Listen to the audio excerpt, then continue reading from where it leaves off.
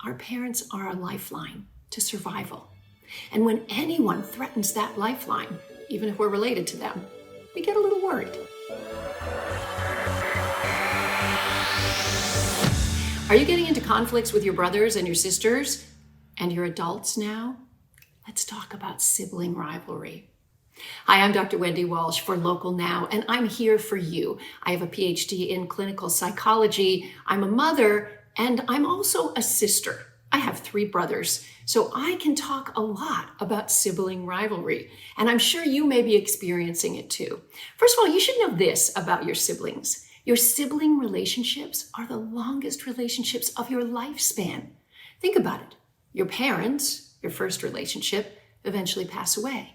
Your love relationships, which may last for many decades, start later in life. But your siblings are there from the very beginning until the end.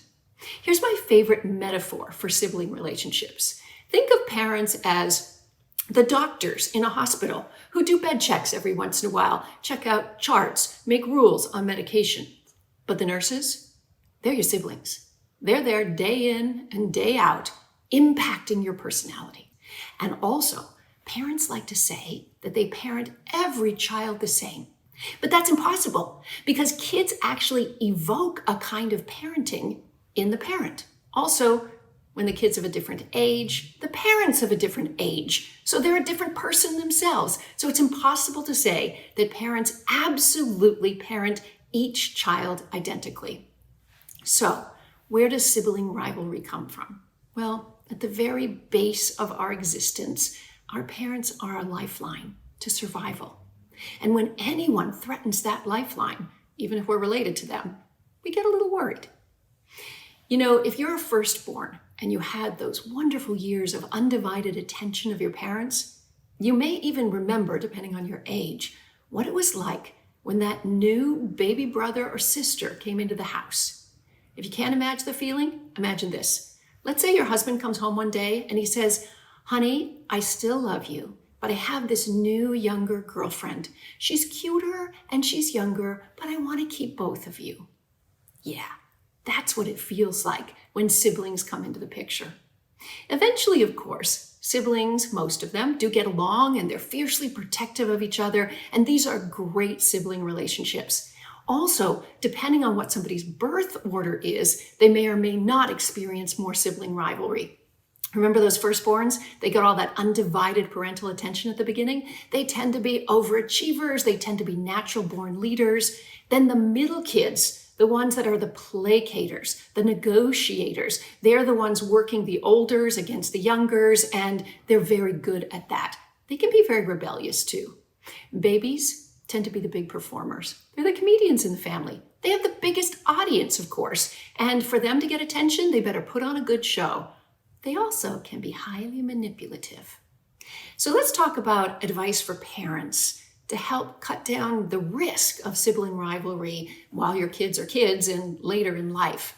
First of all, let your kids win in specific domains. In other words, he's my artist, she's my athlete, she's my academic one, right? When parents say that, what they're really saying is, I love you for your unique abilities. This way, you're not favoring that one kid all the time. And on that note, watch your favoritism. We do it. It's unconscious. Every parent has a favorite. We don't say it out loud, but it comes across in messages. So become aware of any kind of favoritism. And finally, teach your kids healthy conflict resolution skills. Let them talk out their feelings. Let them solve problems. If you don't have healthy conflict resolution skills yourself, then maybe you could go to family therapy to learn some. This is how you can reduce sibling rivalry with your kids. Now, if you're an adult and you're in touch with your adult siblings and there seems to be a lot of competition, let me remind you, when you come back to the dinner table, even when you're adults, all of you become 12 years old again. So the biggest bit of advice I have is keep your 12-year-old in check. Stop being needling. Stop being silly and petty. Don't be competitive. And secondly, have more empathy for the sibling who's bragging and showing off. Remember, they're doing it because they feel less than. They feel less loved than you.